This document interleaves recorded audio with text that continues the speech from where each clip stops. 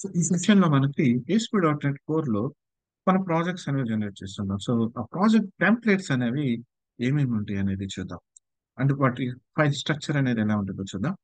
So initial గా ASP.NET core web application like మన empty project కనుక తీసుకుంటే లైక్ మనకి నార్మల్ గా లైక్ రూట్ డైరెక్టరీ ఉండదు, డబ్ల్యూడబ్ల్యూడబ్ల్యూ రూట్ డైరెక్టరీ ఉండదు, పేజెస్ అనేవి ఏమి ఉండవు. రైట్, నార్మల్ గా కామన్ గా వచ్చేసి కనెక్టెడ్ సర్వీసెస్ అండ్ డిపెండెన్సీస్, అలాగే properties and program dot CS file. So middleware components restore చేసుకోవడానికి రిక్వెస్టింగ్ ప్రాసెస్ పైప్ లైన్ లో, and అలాగే like DB connection configuration settings కోసం మనకి యాప్ సెట్టింగ్స్ స్టార్ట్ చేశాను. ఇది just empty project. Right, so additional గా మనకు కావాల్సిన మనం తర్వాత దీనిలో యాడ్ చేసుకుంటూ ఉంటాం. అండ్ నెక్స్ట్ వన్ వచ్చేసి మనకి normal web web application project. So web application project లో అడిషనల్ గా మనకి డబ్ల్యూడబ్ల్యూ రూట్ అని వస్తుంది, అండ్ అలాగే పేజెస్ వస్తాయి. రైట్, పేజెస్ అనేది మనకి దీనిలో జనరేట్ అవుతాయి అండ్ రిమైనింగ్ సేమ్ ఇలానే ఉంటాయి. అండ్ అలాగే ఎంవిసిలో model view control project template వచ్చేసి మనకి డిపెండెన్సీస్ కామన్, ప్రాపర్టీస్, అలాగే root directory, app settings dot JSON and program dot CS file, and additional గా MVC. That means models and views and controllers folders అనేది మనకి వస్తాయి. So వీటిని చూసి మనం ఈజీగా చెప్పొచ్చేది ASP.NET కోర్. లైక్ ఇది ఉందంటే మనకి కోర్ అండ్ ఇది MVC, so core MVC project అని.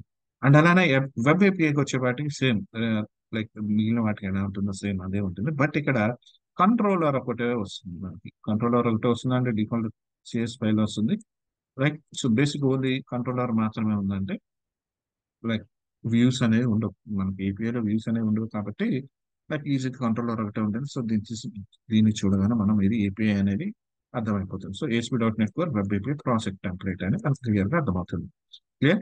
అండ్ ఇవే కాకుండా అడిషనల్ గా మనకి సపోజ్ మనం యాంగులర్ గానీ రియాక్ట్ గానీ ఇలా యూజ్ చేస్తున్నాం.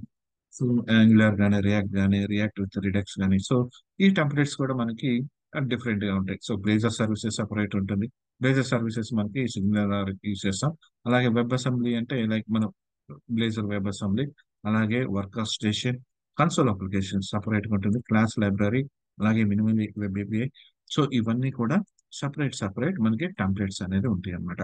రైట్, మేజర్ మనం యూజ్ చేసేది వచ్చేసి మనకి ఇవి యూజ్ చేస్తూ ఉంటాం. రైట్, మనం యూజ్ చేసే నార్మల్ గా ఏపీఐస్ కానీ, లేదంటే ఎంఈసి కానీ, ఏపీఐ కంట్రోల్స్ కానీ, లేదంటే I mean web API projects కానీ, లేదంటే ఎంటీ ప్రాజెక్ట్ మనకి తీసుకుని వర్క్ చేస్తాం. క్లియర్. సో ఇవి వచ్చేసి మనకి నార్మల్ ప్రాజెక్ట్స్ అన్నమాట, ప్రాజెక్ట్ టెంప్లెట్స్. క్లియర్. సో నీ కాన్సెప్ట్ మళ్ళీ కలుద్దాం. Thank you.